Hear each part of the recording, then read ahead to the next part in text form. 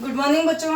निकाल जी third class की हिंदी की बुक 6 वाला लेसन चल रहा था। विचित्र पशु कंगारू कहाँ पाया जाता है? ऑस्ट्रेलिया में। ऑस्ट्रेलिया का राष्ट्रीय प्राणी बताया गया है। इसके पेट में एक थैली पेट के निचले हिस्से में एक थैली पाई जाती है जो उसके शरीर की बनी हुई होती है, जिसमें वह क्या रखता है अपने बच्चों को रखती है, जिससे वह बच्चे सुरक्षित रहते हैं और दूध पीने के लिए भी उनको बाहर आने की आवश्यकता नहीं रहती है। तो आगे इसमें देखिए पुत्री क्या प्रश्न करती है और पिताजी उसको क्या जवाब देते हैं। आगे यहाँ से है पुत्री, पापा कंगारू की लंबाई कितनी है? अब पुत्री पूछ रही है कि इस कंगारू की लंबाई कितनी है। तो पिता कहते हैं कि बेटी, जवान कंगारू 6 फुट तक लंबा हो सकता है। जो जवान कंगारू होता है वह 6 फुट तक लंबा हो सकता है। पुत्री, पापा क्या उसके बच्चे हमेशा थैली में ही रहना पसंद करते हैं? क्या उसकी थैली में ही हमेशा रहते हैं उसके बच्चे, कभी बाहर नहीं निकलते हैं? तो पिताजी कहते हैं ऐसा नहीं है बेटी, इसके बच्चे थैली में से निकलकर अपने परिवार के साथ उछल कूद मचा लेते हैं। यह थैली बच्चे की बढ़ोतरी के साथ बढ़ती जाती है। जिस प्रकार बच्चा बढ़ता है वैसे वैसे ये थैली भी क्या होती है? बढ़ती जाती है। खतरा देखकर ये झट से थैली में घुस जाते हैं। जब कोई मारने वाला कोई जानवर, खतरनाक जानवर सामने आ जाता है, तब ये सारे बच्चे क्या हो जाते हैं? उस थैली में जाकर बैठ जाते हैं, छिप जाते हैं। वह थैली इनके लिए सुरक्षित रहती है।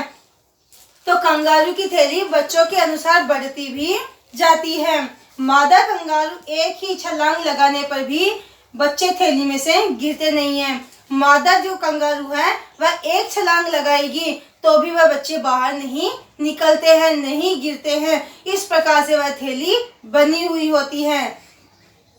अब पिताजी कहते हैं नहीं बेटी, यही तो इस प्राणी की विशेषता है।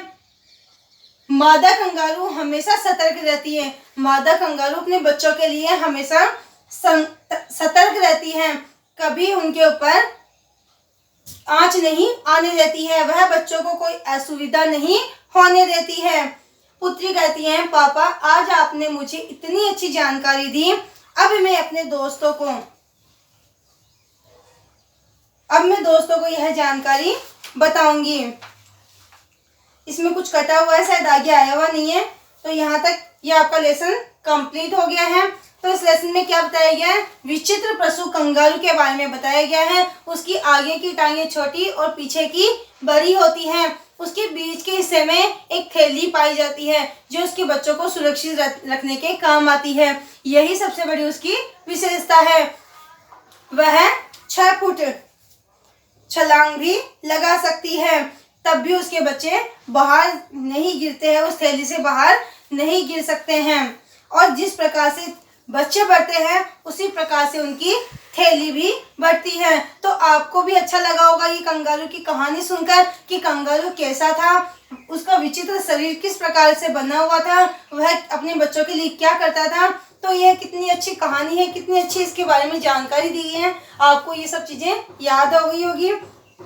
ये जितना लेसन मैंने पढ़ा दिया है, ये लेसन आपको अपनी नोटबुक में राइटिंग पेज के रूप में करना है। ठीक है, क्वेश्चन आंसर की बात हम नेक्स्ट डे करेंगे। Thank you.